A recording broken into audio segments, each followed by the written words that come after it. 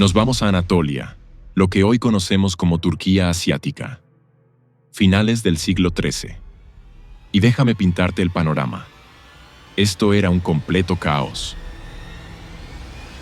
¿Te imaginas un videojuego donde todos los jugadores están peleando al mismo tiempo? Las fronteras cambian cada 5 minutos y nadie sabe realmente quién controla qué. Bueno, eso era Anatolia, un territorio en disputa total. Por un lado, tenías al Imperio Bizantino. Estos tipos habían sido los herederos de Roma, pero ya no eran lo que fueron. En 1204, los cruzados, sí, los supuestos buenos de la historia, habían saqueado Constantinopla en lo que ahora llamamos la Cuarta Cruzada. Imagínate, vas a rescatar Tierra Santa y terminas destruyendo la ciudad cristiana más importante del mundo. Genial trabajo, muchachos. Aunque los bizantinos lograron recuperar su capital en 1261, ya no eran los mismos. Era como intentar reconstruir tu casa después de que la hayan demolido. Sí, puedes hacerlo, pero nunca va a ser igual. Mientras tanto, del otro lado del ring, teníamos al Sultanato de Rum. Estos habían sido los pesos pesados musulmanes de Anatolia, pero los mongoles llegaron como una apisonadora en 1243. La batalla de Köse-Dağ los dejó tan maltrechos que prácticamente se convirtieron en empleados de los mongoles. Imagínate ser el jefe de una empresa y de repente descubrir que ahora trabajas para tu competencia. ¿El resultado de todo este desastre? Un vacío de poder gigantesco. Y ya sabes lo que pasa cuando hay vacíos de poder. Aparecen los oportunistas. En este caso, no eran empresarios con corbata, sino líderes turcos con espadas. Los llamaban beys, y cada uno controlaba su pequeño territorio. Los beylikatos. Piénsalo como señores feudales, pero con más estilo y mejores bigotes. Entre todos estos pequeños reinos, había uno que parecía, bueno, bastante insignificante. Estaba en el noroeste de Anatolia, prácticamente en la frontera con los bizantinos. Un lugar donde probablemente no querrías abrir un negocio, si me entiendes. Ese pequeño beilicato estaba dirigido por un hombre llamado Osman. Osman. Un nombre que probablemente no significaba mucho en ese momento. Pero déjame decirte algo. Ese tipo aparentemente insignificante estaba a punto de cambiar el curso de la historia para siempre. Porque ese pequeño territorio fronterizo, ese beilicato que nadie tomaba en serio, se convertiría en el Imperio Otomano, uno de los imperios más grandes y duraderos de la historia. ¿Cómo diablos pasó eso? Bueno, esa es la historia que vamos a descubrir juntos.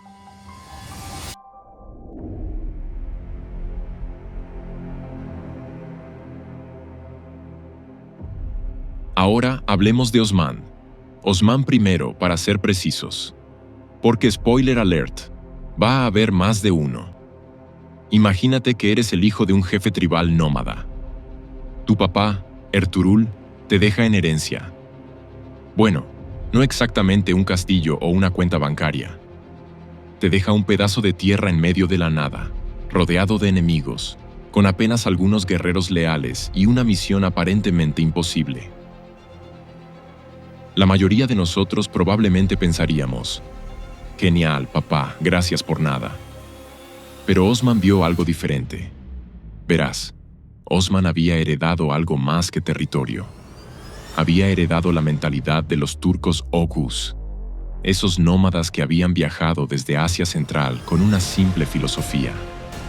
Si no hay espacio aquí, lo haremos en otro lugar. Y aquí es donde la historia se pone interesante, porque Osman no era solo un líder militar. No. Este tipo entendía algo que muchos conquistadores no logran captar. Para construir un imperio, necesitas más que músculos. Necesitas una narrativa. ¿Y cuál fue la narrativa de Osman? Bueno, él se presentó como un Ghazi. Ahora, si no sabes qué es un Ghazi, déjame explicarte. Imagínate un guerrero que no solo lucha por territorio o riqueza, sino por una causa divina. un guerrero de la fe que tiene el mandato sagrado de expandir el Islam. Esto era marketing de otro nivel. Osman no solo estaba invadiendo territorio bizantino. No, señor. Él estaba liberando tierras cristianas para el Islam. No era un simple bandido, era un elegido de Dios. ¿Ves la diferencia? Cuando tus soldados creen que están luchando por algo sagrado, no solo por botín, van a pelear con una intensidad completamente diferente. Van a morir por ti. Van a seguirte hasta el fin del mundo. Pero Osman no se conformó con el discurso religioso. Oh no, este tipo sabía que la política también importa. Matrimonios estratégicos, alianzas tribales, lealtades compradas y ganadas. Era como si estuviera jugando ajedrez mientras todos los demás jugaban damas. Cada movimiento tenía un propósito. Cada alianza tenía un beneficio a largo plazo. Y aquí está la parte genial. Osman tenía la ubicación perfecta para su experimento. Su territorio limitaba directamente con Bitinia, tierras bizantinas ya debilitadas. Era como tener la oportunidad perfecta tocando a tu puerta justo cuando estás listo para aprovecharla. Cada fortaleza bizantina que atacaba no era solo una conquista militar. Era una demostración de que Dios estaba de su lado. Era prueba de que su misión era justa. Era propaganda viviente para atraer más guerreros a su causa. ¿Y sabes qué es lo más impresionante de todo esto? Osman logró algo que pocos líderes de la historia han conseguido. Creó una identidad que trascendía las diferencias tribales. Ya no eran solo la tribu Kayu peleando por supervivencia. Ahora eran los otomanos, los guerreros de Osman, los elegidos para una misión sagrada. Y esa misión apenas estaba comenzando.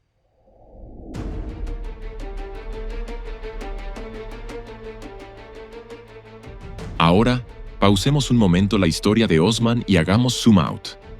Porque aquí viene la pregunta del millón. ¿Cómo diablos un beilicato minúsculo logró convertirse en un imperio que dominaría 3 continentes? La respuesta está en el timing perfecto y en entender el juego político. Porque resulta que Osman no solo era inteligente, también tuvo una suerte increíble con sus vecinos. Déjame pintarte el panorama de la época como si fuera un videojuego de estrategia. Imagínate el mapa de Anatolia en el siglo XIII, pero en lugar de colores bonitos, cada territorio tiene una barra de vida que muestra qué tan jodido está cada imperio. Primer jugador: el Imperio Bizantino. Estado de salud: crítico. Después del saqueo de Constantinopla en 1204, estos tipos estaban como un boxeador que acaba de recibir un uppercut devastador. Sí, se las arreglaron para recuperar su capital en 1261, pero ya no tenían el músculo para defender sus fronteras como antes. Sus fortalezas fronterizas estaban prácticamente con un letrero que decía: se vende, buen precio, fácil toma. Segundo jugador: el Sultanato Selyúcida de Rum. Estado de salud: en cuidados intensivos. Estos habían sido los pesos pesados de Anatolia, pero los mongoles llegaron en 1243 y básicamente los convirtieron en un estado títere. Imagínate ser el sultán más poderoso de la región y de repente tener que pedirle permiso a los mongoles para ir al baño. Humillante, ¿verdad? Tercer jugador: el Ilkhanato mongol. Estado de salud: aparentemente bueno, pero aquí está el truco. Los mongoles eran increíbles conquistando, pero terrible gobernando territorios lejanos y diversos. Controlaban Persia y parte del este de Anatolia, pero no les interesaba micromanajear cada pueblito fronterizo del oeste. Era como ser CEO de una multinacional y tratar de administrar personalmente cada tiendita del interior. ¿Resultado? Un vacío de poder masivo exactamente donde Osman necesitaba que estuviera. Pero aquí viene lo genial. Mientras otros beyliks se peleaban entre ellos como niños en un patio de recreo o se sometían a potencias mayores, Osman jugó un juego completamente diferente. Expansión constante hacia el oeste. ¿Por qué? porque entendió algo que sus contemporáneos no captaron. Las fortalezas bizantinas débiles no eran solo objetivos militares, eran símbolos. Cada fortaleza que capturaba era una declaración. Miren, el imperio bizantino no puede proteger ni sus propias fronteras. Nosotros sí somos el futuro. Y con cada victoria, más guerreros se sumaban a su causa. No solo turcos, sino también cristianos locales que preferían un señor fuerte y justo que un emperador lejano e ineficaz. Era como una bola de nieve bajando por una montaña. Empezó pequeña, pero cada metro que avanzaba se hacía más grande e imparable. Mientras sus competidores se estancaban en disputas internas o se conformaban con ser vasallos, Osman había encontrado la fórmula mágica: alianzas duraderas, expansión inteligente y el timing perfecto para aprovechar la debilidad de sus enemigos. El pequeño Beylik Cato ya no era tan pequeño, y esto apenas era el comienzo.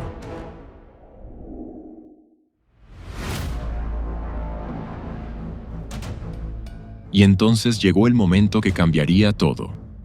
El año 1299. Imagínate la escena. Osman, ya no tan joven, rodeado de sus guerreros más leales, toma una decisión que definiría el curso de la historia. Levanta su espada y declara: ya no somos vasallos de nadie, somos libres. ¡Boom! Independencia oficial del sultanato selyúcida. Ahora los historiadores discuten si fue exactamente en 1299, pero francamente, la fecha exacta no importa tanto como lo que representó ese momento. Era como cuando tu empresa startup deja de operar desde el garaje de tu mamá y alquila su primera oficina real. Pero Osman sabía que las declaraciones sin respaldo militar son solo palabras bonitas.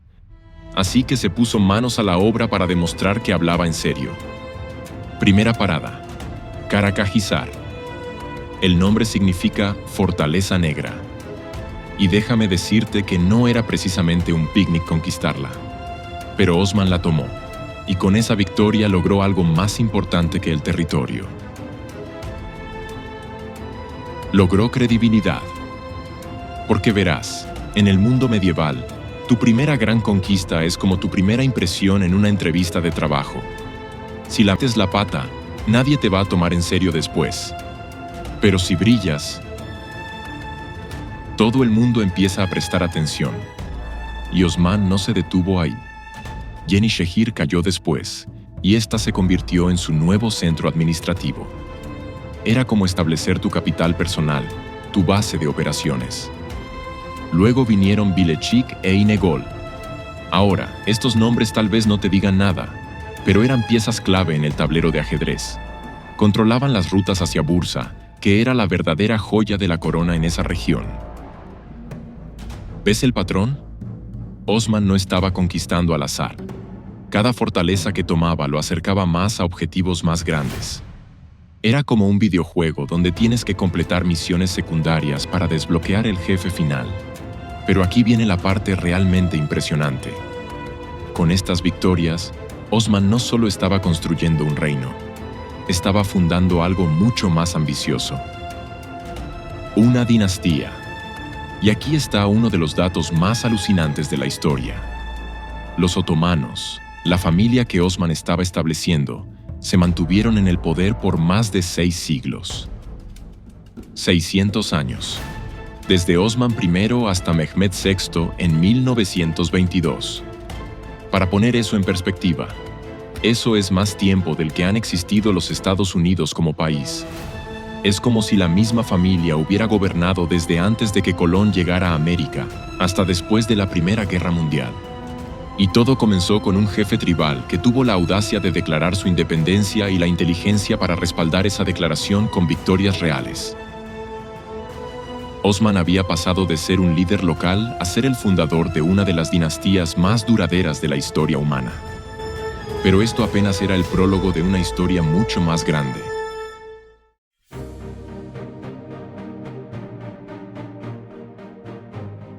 Ahora, antes de continuar con batallas y conquistas, tenemos que hablar de algo mucho más poderoso que cualquier espada. Una historia. El sueño de Osman. Cuenta la leyenda que una noche, el joven Osman tuvo una visión extraordinaria. Soñó que de su propio ombligo surgía un árbol gigantesco, tan grande que sus ramas se extendían por 3 continentes enteros, dando sombra a Europa, Asia y África. ¿Suena un poco raro? Sí. Fue probablemente inventado décadas después por cronistas que querían darle un origen épico al imperio. Muy probablemente. Pero aquí está la cosa. No importa si realmente pasó o no. Lo que importa es el poder de esa historia. Porque piénsalo por un momento. ¿Qué necesita cualquier gran proyecto, cualquier gran ambición? Necesita una narrativa que inspire a la gente, que les haga creer que están destinados a algo grandioso. Es como cuando Steve Jobs vendía el iPhone no solo como un teléfono, sino como una revolución tecnológica. No estaba vendiendo un producto, estaba vendiendo un destino. Eso es exactamente lo que hizo el sueño de Osman. Esta visión no era solo una historia bonita para contar alrededor del fuego. Era una declaración política. Era decir, no somos solo otro Beilicato más. Somos los elegidos para gobernar el mundo. Y aquí viene lo genial. Los otomanos no inventaron esta técnica. Estaban copiando a los maestros. Los romanos habían hecho exactamente lo mismo siglos antes. Ellos tenían la historia de Rómulo y Remo, los gemelos criados por una loba, destinados a fundar la ciudad eterna. Tenían la Eneida de Virgilio, que conectaba el destino de Roma con los dioses mismos. El resultado: un imperio que duró más de 1000 años, porque sus ciudadanos no solo creían en su poder militar, sino en su destino divino. Y los otomanos dijeron, ¿saben qué? Eso funcionó bastante bien. Vamos a hacer lo mismo. Pero aquí está la parte realmente impresionante. El sueño de Osman no fue solo propaganda. Fue una profecía que se cumplió a sí misma. Porque cuando finalmente tomaron Constantinopla en 1453, los otomanos no se conformaron con ser simplemente conquistadores. No, señor. Se proclamaron herederos de 2 tradiciones imperiales gigantescas. Por un lado, se declararon los nuevos califas del Islam, los líderes espirituales de todos los musulmanes del mundo. Por el otro, se autoproclamaron herederos del Imperio Romano Oriental, los nuevos Césares de Constantinopla. ¿Ves lo que hicieron ahí? No solo conquistaron un territorio, conquistaron 2 legados históricos completos. Era como comprar una empresa y quedarte no solo con sus activos, sino con toda su reputación y su historia. El árbol que Osman había soñado, que extendía su sombra sobre 3 continentes, ya no era solo una visión mística. Se había convertido en un plan de negocios imperial, y funcionó durante más de 4 siglos.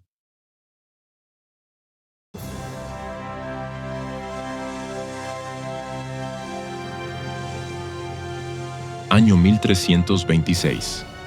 Osman muere, y con él se cierra el primer capítulo de la historia otomana.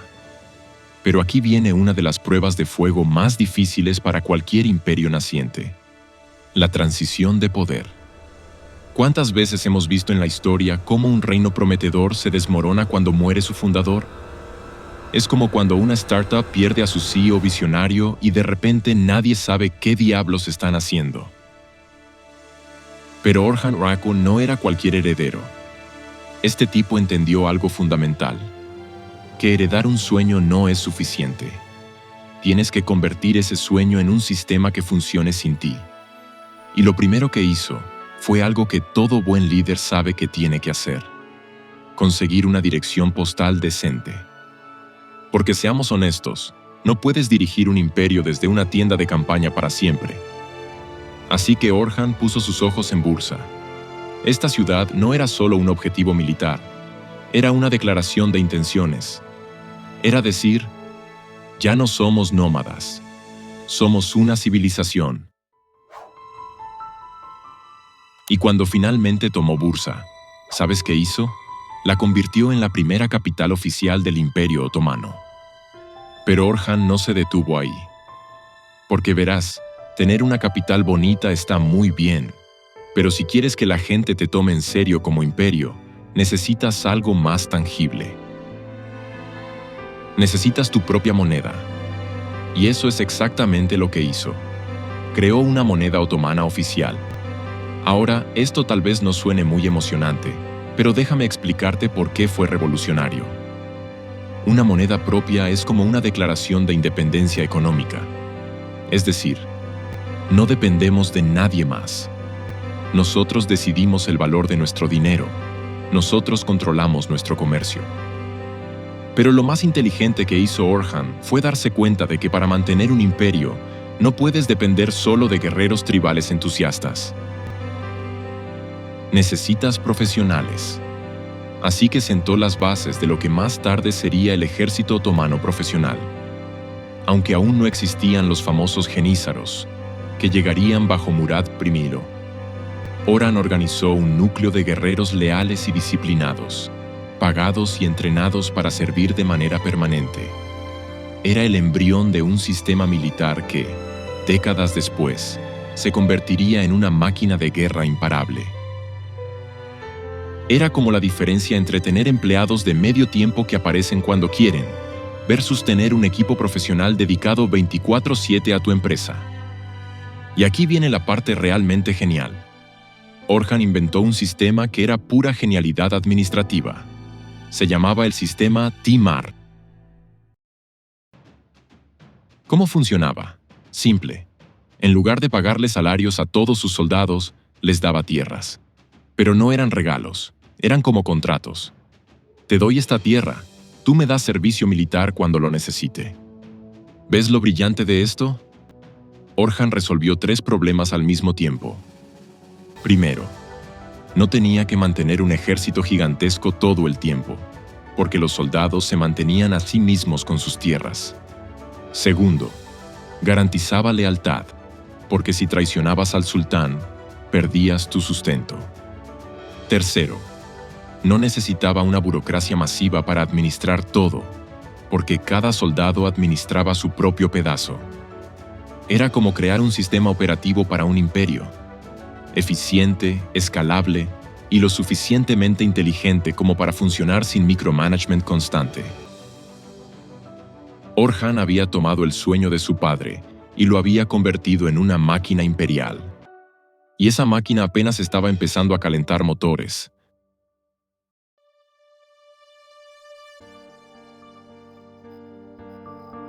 Ok, pausemos un momento y hagamos una pregunta que probablemente te estés haciendo. Si había tantos beilicatos turcos en Anatolia, ¿por qué fueron específicamente los otomanos los que terminaron dominando el mundo? Porque resulta que los otomanos no eran los únicos jugadores en este juego. Tenían competencia seria, y algunos de estos rivales parecían tener mejores cartas al inicio. Déjame presentarte a los otros candidatos al título de próximo gran imperio. En la esquina azul tenemos a los Karamánidas.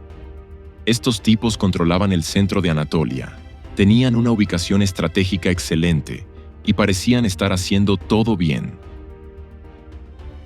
¿Su problema? Se obsesionaron con las peleas internas y con competir contra otros beyliks en lugar de expandirse hacia territorio fresco. Era como estar en una pelea de bar mientras alguien más se está robando tu billetera. Al final, los otomanos los absorbieron en el siglo XV y ¡boom! Game over. En la esquina roja, los Dulkadiridas. Estos controlaban la Anatolia oriental y tenían algo que los otomanos no. Una relación directa con los mamelucos, que eran pesos pesados regionales. Pero aquí está su error fatal. Se volvieron demasiado dependientes de esa alianza. Cuando los otomanos se hicieron lo suficientemente fuertes, simplemente los incorporaron a su imperio. Era como ser el amigo del tipo popular en la escuela. Funciona hasta que llega alguien más popular. Pero ¿sabes cuál era la diferencia real entre todos estos beilicatos y los otomanos? Visión. Mientras los Karamánidas peleaban por pedazos de Anatolia, los otomanos miraban hacia Europa. Mientras los Dulkadiridas se conformaban con ser aliados junior de los mamelucos, Los otomanos soñaban con reemplazar a los bizantinos. Pero no era solo ambición ciega. Los otomanos tenían 3 ventajas estratégicas que sus competidores no supieron aprovechar. Primero, ubicación perfecta. Estaban en el noroeste, justo al lado del debilitado imperio bizantino. Era como tener una tienda al lado de un centro comercial en decadencia. Perfecta oportunidad de expansión. Segundo, legitimidad religiosa. Su narrativa del Ghazi, del guerrero sagrado, no era solo marketing. Realmente atraía a musulmanes de toda la región que querían ser parte de una cruzada santa. Tercero, estructura dinástica sólida. Mientras otros beilicatos se fracturaban con cada sucesión, los otomanos desarrollaron un sistema que mantenía la continuidad del poder. Pero quizás lo más importante era algo más sutil. Los otomanos entendieron que, para construir un imperio duradero, no podías ser solo conquistadores. Tenías que ser administradores. Mientras sus rivales se contentaban con saquear y controlar, los otomanos integraban. Convirtieron a sus enemigos en aliados, sus territorios conquistados en provincias prósperas, sus guerras en oportunidades de crecimiento. Era la diferencia entre ser un pandillero exitoso y ser el CEO de una corporación multinacional. Los otros beilicatos jugaban para ganar batallas. Los otomanos jugaban para ganar la historia. Y esa diferencia de mentalidad los llevó de ser un pequeño principado fronterizo a convertirse en uno de los imperios más grandes que el mundo había visto jamás.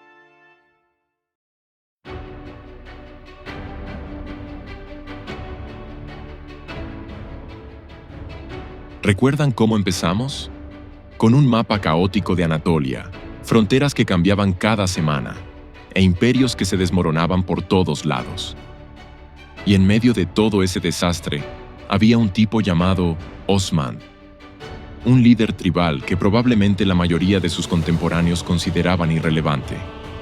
Un don nadie con un pedazo de tierra en el medio de la nada. Pero ese don nadie tenía algo que sus rivales no tenían. Una visión que iba más allá de la próxima batalla, más allá de la próxima conquista. Porque verán, lo que acabamos de contar no es solo la historia de un hombre. Es la historia de cómo una idea correcta, en el momento correcto, con la estrategia correcta, puede cambiar el mundo. Los otomanos no triunfaron solo porque fueran buenos guerreros.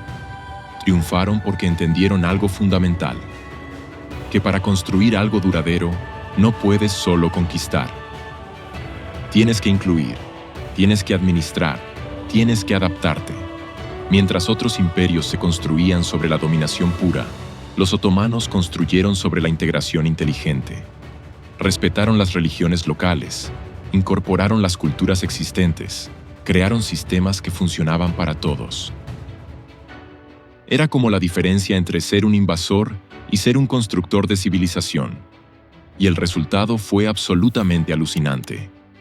En menos de 2 siglos, ese pequeño principado fronterizo que nadie tomaba en serio, se había convertido en una superpotencia que dominaba 3 continentes.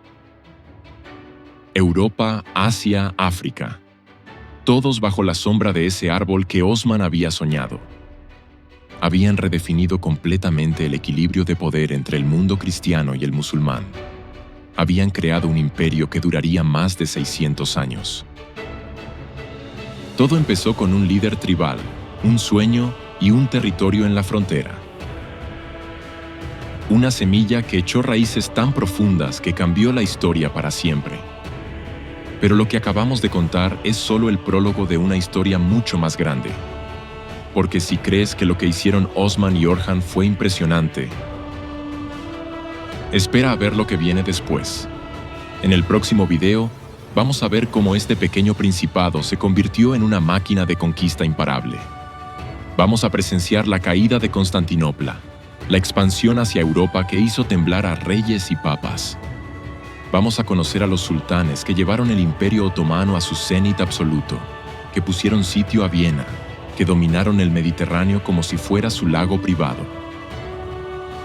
Vamos a ver cómo los descendientes de Osman construyeron uno de los imperios más grandes de la historia humana. Si este video te gustó, dale like, suscríbete y activa la campanita para no perderte la continuación de esta saga épica. Porque te prometo que lo que viene después va a volar tu mente. Nos vemos en el próximo video, donde los otomanos dejan de ser una historia regional para convertirse en una fuerza que cambió el mundo.